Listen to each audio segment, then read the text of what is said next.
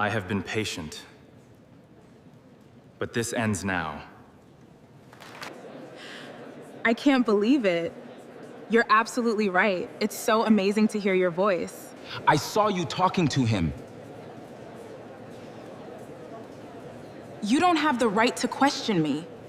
The orchids are here, just for you. Oh, Chidi, they're absolutely beautiful. Thank you so much. She doesn't For 3 see. years, the ice-cold Korean CEO had never once lost his composure in public. Not through hostile takeovers, not through billion-dollar mergers, not even the night his family's company nearly collapsed. But one phone call at his own charity gala would crack the mask he had worn since the day he took over Baekho Holdings. Under the chandeliers of the Grand Seoul Ballroom, cameras rolled as the company's annual foundation gala unfolded in front of Korea's most powerful business circle. At the center of the room stood CEO Min-jae, composed, commanding, unreadable. A few steps behind him stood his executive assistant, Zara Adeyemi, elegant and quietly efficient, the woman who had run his entire professional life for 3 years without ever revealing anything about her own. Everyone assumed they were simply a flawless boss and assistant pair. No one suspected that Min-jae had spent those 3 years falling for the one person he'd convinced himself he could never have. Then her phone buzzed. Zara glanced down, and her whole face softened into a smile Min-jae had never once seen directed at him. She stepped quietly toward the edge of the ballroom and answered, voice warm. "Hey, I've been waiting for your call." Min-jae's welcome speech faltered mid-sentence. His eyes followed her across the room, tracking the softness in her expression, the low laugh in her voice. Something in his chest twisted painfully. Beside him, the board chairman murmured that the guests were waiting, but Min-jae wasn't listening anymore. He watched her end the call and slide the phone back into her clutch, that same smile still lingering. It bothered him far more than it should have. The instant she turned, he was already standing in front of her, close enough that his words wouldn't carry. His jaw was tight, his voice low and dangerously even. "Who was that?" Zara blinked, caught off guard. "Excuse me." His eyes darkened further. "I asked who called you." Nearby executives went quiet, sensing the shift in the air. Zara's smile disappeared as she studied the man in front of her, the precise, controlled CEO the entire company feared. "It was personal, sir," she said evenly, holding his gaze. "My personal calls aren't part of the job description." For possibly the first time in his adult life, someone had told Min-jae no. He took one slow step closer, and for one unguarded moment, 3 years of discipline threatened to unravel completely. That's when a tall man walked into the ballroom carrying a bouquet of white orchids, scanning the crowd until he found her. His face broke into a grin. "There you are, I've been looking everywhere." He crossed the room and pressed the flowers into her hands as half the ballroom watched. Min-jae's grip tightened around the microphone stand until his knuckles went pale. He had outmaneuvered rival conglomerates without blinking, but nothing had ever made jealousy burn through him like watching another man smile at Zara like that. What Min-jae didn't know was that the man wasn't her boyfriend at all. He was the only person alive who knew about a promise Zara had made 5 years earlier, a promise that had quietly convinced her to walk away from the biggest love of her life. But before we get to the promise behind that phone call, welcome back to the channel. If you're already hooked, tap like, hit subscribe, and turn on notifications so you never miss another Afro-Korean love story. And tell us in the comments, if you were Zara, would you tell your jealous boss exactly who called, or let him stew in it? Drop your answer below and let us know which country you're watching from tonight. Now, rewind 3 years, to the morning an ordinary young woman from Lagos walked into Baekho Holdings without any idea she'd one day be the only woman capable of shaking Korea's coldest CEO. 3 years earlier, Zara Adeyemi stood across the street from the glass tower of Baekho Holdings and made herself breathe slowly. The building rose into Seoul's pale morning sky, its windows throwing back the sunrise like sheets of polished steel. To everyone walking past, it was just another corporate headquarters. To Zara, it was her last real shot. She adjusted her grip on the leather folder tucked under her arm, resume, transcripts, references, every certificate she'd earned stacked neatly inside. Everything she had. Before crossing the street, she closed her eyes and let her mother's voice rise in her memory, steady as always. Don't let anyone decide what you're worth before you've shown them. That sentence had gotten her through every rejection letter, every unanswered application, every cold night in a city that still didn't feel like hers. Zara was 24. She'd left Lagos with more ambition than fear, worked her way through a master's in international business at one of Seoul's top universities, graduated near the top of her class, and watched her professors predict great things for her future. Reality had been considerably less generous. Interview after interview had ended the same polite way, "We'll be in touch." Most never were. Her savings were thinning fast, rent loomed 2 weeks out, and she'd already started doing the quiet math on how many meals she could skip before it became a real problem. Standing beneath the Baekho Holdings sign, she whispered, "I don't need everything today. Just one door." Then she squared her shoulders, walked through the revolving doors, and let the lobby take her breath away. White marble underfoot, chandeliers overhead, floor-to-ceiling glass framing the Han River beyond. Everyone in that lobby moved like they belonged there. Zara smoothed the front of her navy dress and approached the front desk. The receptionist directed her up to the 32nd floor for the executive assistant interview and handed her a visitor's badge. Riding the elevator up, floor after floor peeling away below her, felt strangely symbolic, like she was rising toward something, even if she didn't yet know what.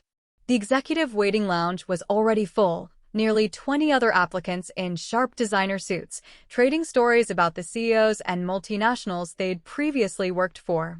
The moment Zara walked in, the conversation dipped. A couple of people exchanged glances. One murmured to the man beside her, wondering aloud if Zara was even in the right room.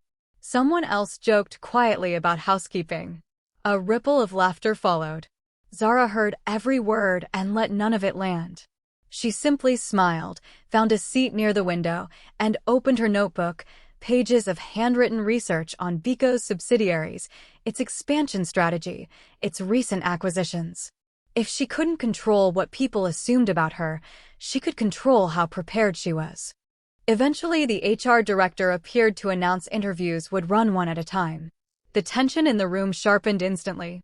Candidates went in one by one and came out looking either deflated or cautiously pleased. Finally, her name was called. Zara straightened her blazer and walked into a room where 5 senior executives sat behind a long table, expressions carefully neutral. One reviewed her resume and noted, not unkindly, that her academic record was excellent, but she had 0 experience as an executive assistant. "That's true," Zara said simply. Another executive asked why they should choose her over more experienced candidates. She let the silence sit for a beat before answering. "Experience teaches people how things have always been done. I want to show you how they could be done better." A few executives traded surprised looks, not offended, intrigued. Before anyone could follow up, the doors opened and the room shot to its feet. CEO Min-jae walked in without acknowledging anyone, a thick stack of files under one arm, dressed in an immaculate charcoal suit, expression unreadable. At 31, he'd already become one of the youngest billionaire CEOs in the country, praised by the press as brilliant, feared by competitors as ruthless, and known internally simply as exhausting to keep up with. He dropped the files onto the table. "I leave for Singapore in 45 minutes. I need this sorted." His eyes swept briefly across the row of candidates. 15 minutes. Then he was gone. The files scattered across the table were an absolute mess. Financial reports, legal contracts, travel itineraries, investment proposals, confidential client documents, none of it in any recognizable order. Some candidates started sorting alphabetically. One grabbed random pages and clipped them together without reading a word. Another simply froze. Zara didn't touch anything at first. She sat back, closed her eyes for a second, and studied the pile as a whole. There has to be a system, she thought. A man like this wouldn't design a meaningless test. Instead of sorting by category, she looked for patterns, dates, signatures, department codes, reference numbers. Slowly the chaos resolved into a shape, The documents had originally followed the exact sequence of an ongoing acquisition process, then been deliberately shuffled. She reorganized everything by that timeline instead. Partway through, she noticed a contract that jumped straight from page 4 to page 6, an entire approval page missing. Then a financial projection that was off from the finance department's final numbers by nearly 2 billion won, clearly an outdated figure that hadn't been updated. No one else had caught either discrepancy. She wrote 2 clear notes, flagging the missing signature page and the mismatched financials, clipped them neatly to the relevant folders, and had everything arranged with 2 minutes to spare. When Min-jae returned, he moved silently down the row, inspecting each folder. Disorganized. Incomplete. Files placed in the wrong sections entirely. His expression never shifted until he reached Zara's folder. He flipped through the perfectly sequenced pages, then paused on her handwritten notes. The room held its breath. "You caught both of these," he said finally, voice even but with something new underneath it. "How?" Zara explained calmly. The approval numbering didn't match the rest of the sequence, and the financial figures belonged to 2 completely different reporting periods that, submitted together, could get the whole valuation challenged. Silence again. "If I'd signed off on this today," he said slowly, "it could have cost us the deal." "Yes, sir." Someone nearby whispered that nobody else had caught that. The corner of Min-jae's mouth lifted, not quite a smile, but close enough to be its own kind of announcement. "Most people rush," he said, closing the folder. "You didn't." Zara held his gaze evenly. "Important decisions deserve attention. Details are where things fall apart." For a few seconds, neither of them looked away. Not attraction, not yet, just something rarer. Professional respect that couldn't be requested, only earned. He turned to the room. "Interview's over," and walked out without another word, leaving a room full of confused applicants behind him. A few minutes later, the HR director returned with a cream employment envelope and announced that Zara Adeyemi had been selected as CEO Han Min-jae's new personal assistant. The room erupted in disbelieving murmurs. "She doesn't even have the experience," someone objected. The HR director simply smiled and said the CEO valued something rarer than experience, the ability to notice what everyone else missed. Zara accepted the envelope with both hands, thinking of every unanswered application, every late-night doubt, every prayer whispered before sleep, finally landing on this one open door. She bowed. "Thank you. I won't waste this." She started the following Monday, arriving 45 minutes before anyone else on the executive floor. She reviewed the calendar twice, confirmed every meeting, checked flight statuses, rearranged the schedule around a delayed connection out of Tokyo, color-coded every folder, and left a fresh cup of coffee on his desk with a handwritten note explaining the day's adjustments. At exactly 7, Min-jae stepped off the elevator braced for another chaotic morning and found his entire desk already handled, every file exactly where he'd need it, the day's presentation materials arranged in speaking order. He read her note twice without meaning to, and a small, genuine smile crossed his face, one that 2 employees outside his office noticed and quietly discussed for the rest of the week. Zara kept that rhythm every single morning, up before sunrise, reviewing schedules twice, calling overseas partners before their day even started, reading every briefing in full instead of skimming summaries. Preparation, she believed, prevented panic. One Tuesday, Min-jae stepped off the elevator with a stack of contracts and told her the Singapore investors had landed nearly 2 hours ahead of schedule. He needed the conference room ready in half an hour. She told him it already was. Their assistant had emailed just after midnight about the flight change, and she'd adjusted everything before coming in, interpreters upstairs, contracts translated both ways. Lunch changed because one of the directors had a seafood allergy. He stared at her for a long moment, then simply said, "Excellent." One word. But at Baekho Holdings, everyone knew praise from Han Min-jae was rarer than a promotion. Slowly, the whole company felt the shift. Meetings started on time.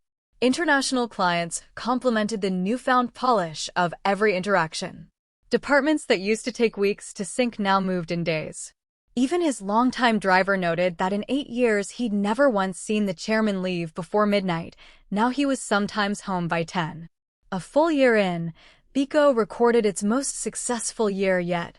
Record profits, record partnerships, and while the board praised Min-jae's leadership, he knew exactly who was behind every flawless presentation and painless negotiation. Zara translated more than language. She translated intention, catching misunderstandings before they became conflicts, reading exhaustion in him before he recognized it himself, and quietly rebalancing his schedule so the hardest meetings never landed back-to-back. He worked less and somehow accomplished more. At first, he told himself it was just admiration for exceptional work. He repeated that to himself for months, until the Singapore trip 6 months earlier made it impossible to keep lying. They'd spent the entire day preparing for the partnership that would define the company's next decade, finishing after 2 in the morning. The building had gone quiet, cleaning staff moving through empty halls, only one conference room still lit. Zara had fallen asleep at the table, laptop still open, a pen loose between her fingers. Min-jae looked at her not as his assistant, but simply as Zara, without the composure she wore all day, and something in his chest ached. He draped his jacket over her shoulders without waking her, and stood there far longer than he meant to, whispering that she worked too hard. That was the night he stopped pretending this was anything less than love. And that terrified him more than any hostile takeover ever had, because he was her employer, and crossing that line could unravel everything they'd built. So he said nothing and buried it. Not everyone was happy watching Zara's rise. Director Seo-jun, Min-jae's longtime senior advisor, had spent nearly a decade as the CEO's most trusted voice. The board respected him, executives feared him, until Zara arrived and Min-jae started seeking her opinion before every major decision instead. Seo-jun felt his influence quietly eroding. One afternoon, he deliberately handed her an outdated financial report to pass along, testing her. She caught the error within 2 pages, flagged the missing revised numbers from a recent acquisition in front of several executives, and Seo-jun smiled tightly and blamed his own assistant. Everyone accepted the excuse, except Zara, who noticed something colder than embarrassment in his eyes, disappointment that she hadn't failed. Over the following weeks, she noticed more: misrouted files, redirected meeting invites, information she'd prepared showing up credited to his department instead. She said nothing yet, not out of fear, but because she wanted to fully understand the pattern before deciding how to respond. She'd seen this kind of quiet, controlling fear before, back home, in people who mistook power over others for actual strength. The tighter the grip, the more obvious what it was covering for. She wasn't angry with him so much as, if she was honest, a little sad for him. She requested a meeting on her own, sat across from him, and laid it out plainly. She'd noticed the pattern. She believed it was deliberate, and she hadn't told anyone else yet. He asked why not. "Because I think if I understood what you're actually protecting," she said, "we might not be as opposed as you assume." He studied her for a long moment, recognizing something he rarely encountered in that building: not performance, but genuine honesty. He admitted, almost involuntarily, that Min-jae listened to her more than he'd ever listened to him. "He trusts what I tell him because I only tell him the truth," she said, "even the uncomfortable parts." She told him there was a version of his next 10 years where everything he'd built here actually mattered, but it required protecting the institution instead of his position in it. Those were different things, she said, and he knew it. When he asked what would happen if he didn't change course, she told him plainly she'd document everything and bring it to Min-jae, not as a threat, simply as accurate reporting. Then she left. He sat with that for a long time. He wasn't a changed man overnight. She was too sharp to expect that, but she had done something rarer than confrontation. She'd let him know she saw him clearly, without illusions, and had chosen a direct conversation over a strategic advantage. In 30 years of navigating corporate power, no one had ever done that to him. It left him, for the first time in a long while, genuinely uncertain. And uncertainty, in a man like him, was often where change quietly begins. In the months that followed, Things between Min-jae and Zara kept deepening without either of them naming it out loud. Business trips turned into real conversations. Late nights turned into shared dinners. Small victories turned into private smiles neither bothered to hide from themselves anymore. Respect became friendship, friendship became trust, and trust slowly, inevitably, became love, arriving the way sunrise arrives after a long night, unforced and impossible to stop. Neither of them realized that happiness like this tends to attract its hardest test, and a promise made 5 years earlier was already making its way back into Zara's life. 3 months before the gala, Min-jae's mother, Seo-jun, had come to see him over dinner. At 60, she'd spent 3 decades guiding every major decision in her son's life, believing it was her duty to protect him even when it meant choosing his path for him. She mentioned that director Yoon's daughter had expressed interest in getting to know him. Their partnership represented nearly a quarter of the Eastern Division's revenue, and a marriage would strengthen both families. Min-jae said flatly he wasn't interested, that he'd met the woman several times and felt nothing. His mother pressed. His father had built alliances through marriage. Min-jae reminded her his father had regretted it. When she asked who it was, then he said nothing, because the truth frightened him. The woman he loved wasn't a wealthy heiress or a chairman's daughter. She was his African executive assistant, someone who stood beside him every single day and somehow still felt entirely out of reach. He told his mother he'd handle his own personal life. She smiled politely, a smile he knew well, one that meant the conversation was far from over. In the weeks that followed, Seo-jun quietly looked into Zara, not to tear her down, but to understand the woman who'd changed her son. What she found surprised her. Every employee respected Zara. No one had a bad word to say. Junior staff adored her. Even security and cleaning staff smiled at the mention of her name. Then one afternoon she got a call from Chidi Okafor, Zara's childhood friend from Lagos, who'd somehow tracked down Min-jae's mother and asked for her help. He explained that Zara had accepted a job offer in London and planned to resign right after the upcoming charity gala, not because she'd stopped loving Min-jae, but because she believed staying would eventually cost her everything. Zara's mother, dying, had made her promise never to lose herself loving a man who loved his work more than his family, and Zara had convinced herself Min-jae was becoming exactly that, even without either of them ever making things official. Seo-jun went quiet, no longer thinking like a chairwoman, but like a wife. She'd spent years of her own marriage waiting for a husband who never came home before midnight, watching ambition slowly crowd out affection. She wasn't angry at Zara. She understood her completely. Don't let her leave yet, she finally told Chidi. Give my son one chance to prove he can choose differently. Back at the gala, the tension between Min-jae and Zara still hung thick in the air. She stepped away into a side corridor. He followed a moment later. When she turned, he asked her gently this time, not to call him sir. You're still my boss, she reminded him. I didn't come as your boss, he said. When she asked why he'd come, he admitted, almost laughing at himself, that he needed to know who'd called her. You already asked me that. This time I'm not asking as your employer. I'm asking as a man who's been in love with you since the day of that interview. The corridor went completely still. She said quietly that she already knew, had known since Singapore, the night she fell asleep in the conference room and woke up under his jacket, having seen the way he looked at her before she opened her eyes. And you never said anything, he said. Loving someone isn't always enough, she answered. That's when Chidi appeared, orchids in hand, apologizing for his terrible timing.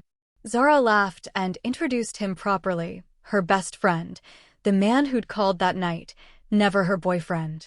Min-jae visibly exhaled. Chidi grinned and asked if he could stop playing the jealous rival now. Then Zara turned back to Min-jae and told him everything about her father, her mother's quiet suffering, the promise made at her mother's bedside never to lose herself to a man who had no time for family. For 3 years I watched you choose work over everything, she said. I fell for you anyway, and that scared me enough to accept a job in London. Min-jae asked if she'd made that decision without telling him. She nodded. It had felt like the only way to protect herself. He admitted, quietly, that he'd spent years believing efficiency was leadership without ever asking how his decisions affected the people around him. "You've shown me I've been succeeding at work while failing at everything else," he said. "I'm not asking you to take my word for it. Watch what I actually do. Give me the chance to become the man your mother would have trusted." Chitty cut in gently that she'd heard beautiful promises before. What she needed now was proof. Min-jae agreed instantly. When Zara described what proof would look like, a man who remembered home mattered as much as the office, who asked instead of deciding for her, who told the truth even when it cost him, he said simply, "I'll start tonight." A familiar voice interrupted, Seo-jun, standing at the end of the corridor.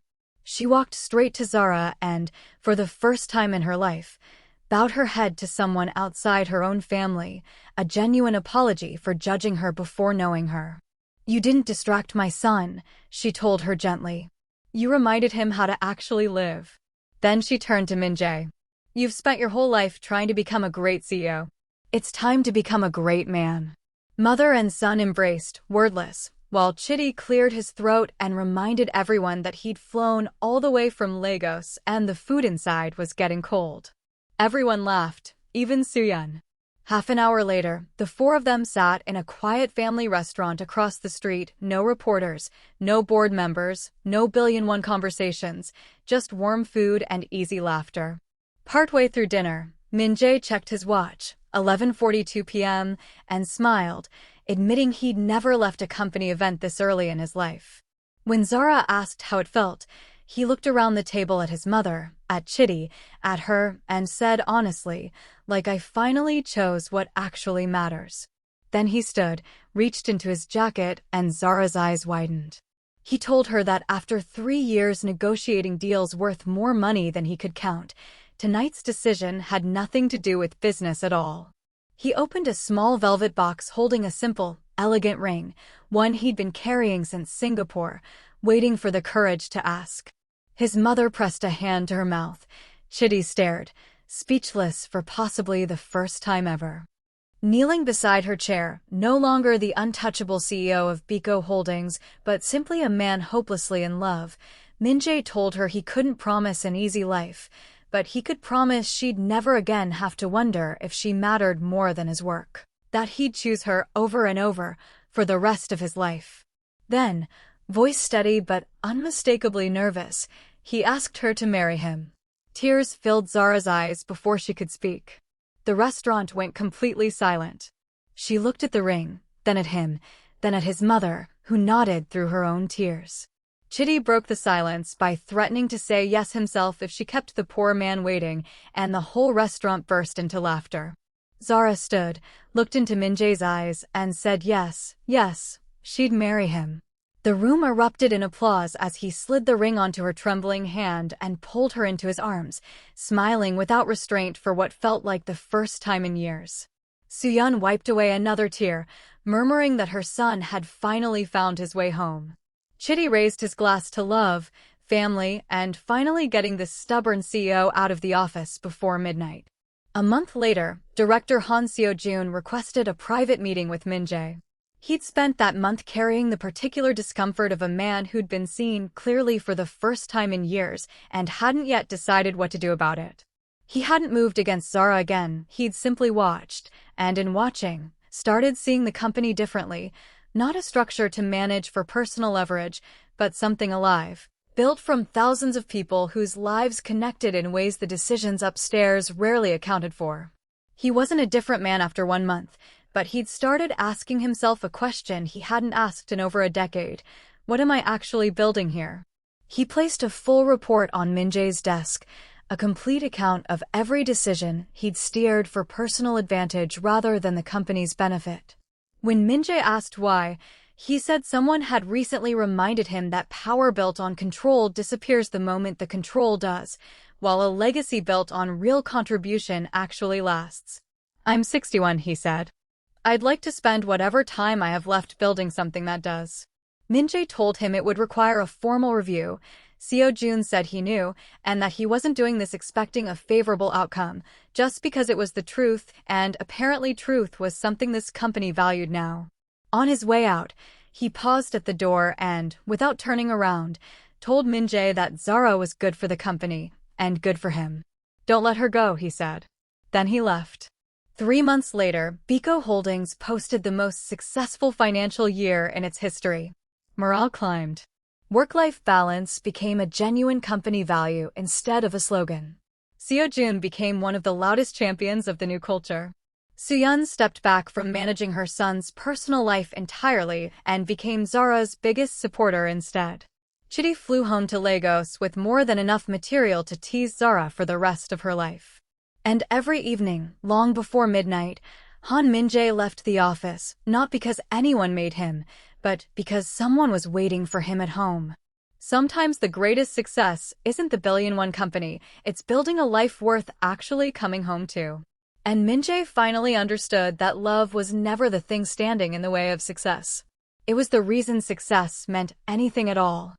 If this one got you, don't scroll away without telling us. Drop a comment on the exact moment you knew Min-jae was truly in love with Zara. Was it the corridor? Walking out of his own gala? Or the first night he made it home before midnight? We read every single comment, and we'd love to know what country you're watching from tonight.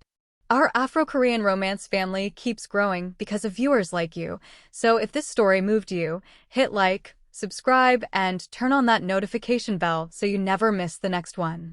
Until next time, remember, the strongest hearts aren't the ones that never change. They're the ones brave enough to change for the people they love.